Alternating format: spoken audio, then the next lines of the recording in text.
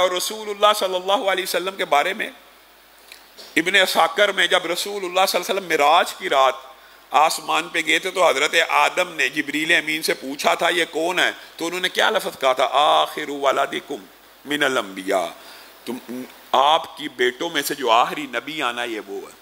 یعنی جبریل امین کا عقیدہ، اللہ نے جو عقیدہ نازل کیا، رسول اللہ صلی اللہ علیہ وسلم نے فرمایا آنا آخر الانبیاء، میں آخری نبی ہوں. یہ ترجمہ مانا جائے گا کہ غلام احمد قادیانی کا مانا جائے گا وَأَنْتُمْ آخر الامم، اور تم آخری امت ہو. امت تو تم آخری ہو، نبی تو میں آخری ہوں، لیکن میرا مقام و مرتبہ یہ ہے کہ کل قیامت کے دن جب حساب و کتاب شروع ہوگا تو میری امت کا سب سے پہلے ہوگا، میں اپنی امت کو سب سے پہلے جنت میں لے کے داخل ہو جاؤں گا. تو میرے بھائیو، یہ جو عقیدہ اور فلسفہ لوگوں نے گڑھا ہوا کہ نبوت کا امکان ہے، نبوت نبی کے بعد کوئی نبی آ جائے اس کی رسپیکٹ ہونی چاہیے، ان کو بھی سروائیو کرنے کا موقع دینا چاہیے، تو یہ بات بھی سمجھ لیجئے، یہ بات سمجھنے کی بہت اشد ضرورت ہے. اور یہ بات کچھ قدر طویل ہے، لیکن اس کا کچھ دباچہ آپ کے سامنے رکھنا چاہتا ہوں. امت کا رسول اللہ کے چلے جانے کے بعد سب سے پہلا اجماع جس مسئلے پہ ہوا وہ مسیلمہ کذاب کا مسئلہ تھا. سب سے پہلا اجماع صحابہ کا جس مسئلے پہ ہوا وہ مسیلمہ کذاب کا مسئلہ تھا. وہ کیا تھا کہ مسیلمہ کذاب نے نبوت کا دعویٰ کیا ہے.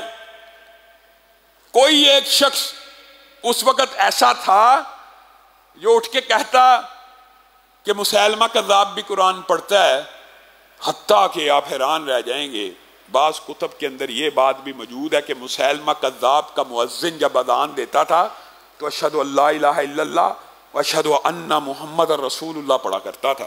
تو کوئی شخص کسی نے کہا تھا جی اس کی تو اذان آپ جیسی ہے. آج ہمیں لوگ کہتے ہیں یار قادیانیوں کا کلمہ تو آپ جیسا ہے. کسی نے یہ کہا تھا کہ ان کی اذان ایسی ہے. مسیلمہ کذاب نمازی ہے، روزے رکھتا ہے، تہجد گزار ہے، قرآن کی تلاوت کرتا ہے.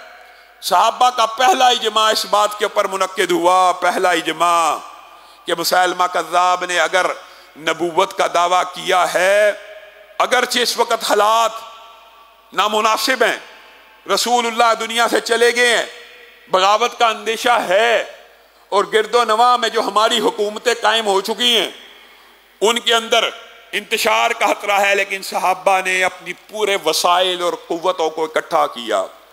کتنے صحابہ اکٹھے ہوئے؟ 12,000. پہلا اجماع امت. مسیلمہ کذاب کے خلاف یہ تھا کہ رسول اللہ کے بعد اگر کوئی نبوت کا دعویٰ کرے تو وہ مرتد بھی ہے اور وہ واجب القتل بھی ہے. یہ پہلا اجماع امت کا. رسول اللہ کے بعد جو نبوت کا دعویٰ کرے وہ واجب القتل بھی ہے اور وہ مرتد بھی ہے. اور صحابہ نے اپنے عمل کے ساتھ اس بات کو کیسے ثابت کیا؟ 12,000 کا لشکر لے کے نکلے، مد مقابل کتنا لشکر ہے؟ 40,000. بتائیے عددی برتری 1-3 سے بھی اوپر کی ہے. ایک طرف 12,000، ایک طرف 40,000 سے زائد. اور صحابہ نے رسول اللہ کی ختم نبوت کا دفاع اس انداز میں کیا کہ مسیلمہ کذاب کے 28,000 ماننے والوں کو اسی جنگ کے اندر قتل کر دیا. اور یہی وہ جنگ ہے جس میں سب سے زیادہ صحابہ شہید ہوئے، لیکن انہوں نے مسئلہ ختم نبوت کے اوپر آنچ کو آنے نہیں دیا. یہ امت کا اجماعی موقف ہے، اجماعی، کہ جو کوئی بھی رسول اللہ کے بعد نبی ہونے کا دعویٰ کرے گا وہ مرتد بھی ہوگا اور وہ واجب القتل بھی ہوگا. یہاں پہ ضمنی طور پہ ایک بات ہے، یہ سمجھ لیجئے، مرتد بھی ہوگا اور واجب القتل بھی ہوگا. تو کیا یہ قتل آپ نے اور میں نے کرنا ہے؟ اسلامی ریاست نے کرنا ہے. یہ ذمہ داری اسلامی حکومت اور ریاست کی ہے کہ وہ تحقیق کرے یا ان کو جلا وطن کرے. اور یاد رکھیے قادیانیوں کے ساتھ جو وجہ اختلاف ہے وہ بھی یہی ہے کہ قادیانیوں کو ہم اقلیت نہیں سمجھتے، اس لیے کہ کوئی قادیانی بچہ بھی جب پیدا ہوتا ہے، جب وہ بالغ ہوتا ہے تو کلمہ پڑھتا ہے اور اس کے بعد وہ رسول اللہ کی نبوت کا انکار کر دیتا ہے. قادیانیوں کو پاکستان کے اندر اقلیت اس وقت سمجھا جائے گا جب پاکستان کے آئین اور قانون کے مطابق وہ اپنے آپ کو کافر تسلیم کریں گے، غیر مسلم کم از کم تسلیم کریں گے۔ آئین میں لکھا ہے غیر مسلم ہے، آئین میں لکھا ہے مسلمانوں سے کوئی تعلق نہیں ہے، قانون میں لکھا ہے۔ اب آپ ایمانداری سے بتلائیے گا، عام فہم ایک جھٹکی مثال آپ کو دیتا ہوں۔ ایک برانڈ ہے، مثال دینے کے لیے کہہ رہا ہوں، اس کی حقیقی تطبیق مت کیجئے گا۔ ایک برانڈ ہے، پیپسی ہے۔ پیپسی والے کو کیا غرض کوئی آر سی کولا بیچے، کوکو کولا بیچے، مکہ کولا بیچے، پکولا بیچے، گورمے کولا بیچے؟ پیپسی والوں کو کوئی ٹینشن ہے؟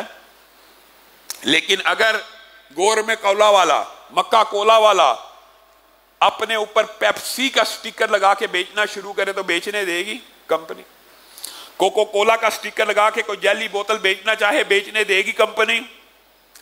ہمارا یہ مقدمہ ہے، اگر آپ چاہتے ہیں کہ قادیانیوں کو پاکستان میں اقلیتوں کے حقوق ملیں تو اپنے آپ کو غیر مسلم ڈکلیئر کریں، اپنے آپ کو مسلمان مت کہیں۔ اگر وہ مسلمان کہیں گے تو ہم ان کو مرتد بھی کہیں گے، اور مرتد کی سزا اسلام میں واضح طور پہ موجود ہے، اور وہ سزا کس نے دینی ہے؟ ریاست نے، اور ریاست سے ہم یہ بات کہتے ہیں۔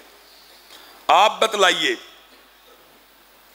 کہ آپ نے قانون اور آئین میں یہ لکھ دیا یہ کافر ہیں، وہ اپنے آپ کو کہتے ہیں ہم مسلمان ہیں، کیا وہ آپ کے قانون اور ریاست کے ساتھ مخلص ہو سکتے ہیں؟ اللہ کی قسم، قادیانی مر تو سکتا ہے، پاکستان کے ساتھ مخلص نہیں ہو سکتا۔ وجہ وہ پاکستان کو اپنے خلاف ایک ریاست سمجھتا ہے کہ دنیا کی واحد ریاست ہے جہاں پہ ہمیں کافر ڈکلیئر کر دیا گیا ہے، سب سے پہلی ریاست ہے جس نے ہمارے کفر کے اوپر مہر لگائی ہے۔ ایک ملک کے آئین اور قانون نے انہیں کافر ڈکلیئر کیا، وہ پاکستان کے مخلص ہو سکتے ہیں؟ تو پھر آپ سے اس لیے ہم مطالبہ کرتے ہیں، ہر ستمبر میں پورے پاکستان کے درد دل رکھنے والے علماء آپ سے یہ مطالبہ کرتے آئے ہیں، اور اللہ کے فضل و کرم سے یہ جد و جہد کی ایک طویل داستان ہے، مال روڈ کے اوپر شہداء کی ایک عظیم الشان قربانیوں کی لازوال داستان ہے، اور وہ مطالبہ آج 50 برس بیت چکے ہیں، تاحال جاری ہے، اور جس کی وجہ سے الحمدللہ معاشرے میں کچھ امن ہے۔ وہ مطالبہ کیا ہے کہ جو بندہ پاکستان کے آئین کے ساتھ، قانون کے ساتھ مخلص نہیں ہے، وہ پاکستان کے کسی کلیدی عہدے پہ بیٹھ سکتا؟ جو پاکستان کے ساتھ مخلص نہیں، وہ کلیدی عہدے پہ کیسے بیٹھے؟ اور آپ حیران رہ جائیں گے کہ جس نے بھی زمانہ ماضی میں نبوت کا دعویٰ کیا وہ ایول جینیس تھا، انٹلیکچوئل تھا۔ ایول جینیس سے مراد ذہین بلا کا ہو، چاہے گمراہ ہو، لیکن اس کی ذہانت و فطانت مسلمہ تھی۔ لیکن ہمارے نصیب اور قسمت کا کیا کہنا کہ اس خطے میں جس نبی نے دعویٰ کیا وہ غبی اور احمق تھا۔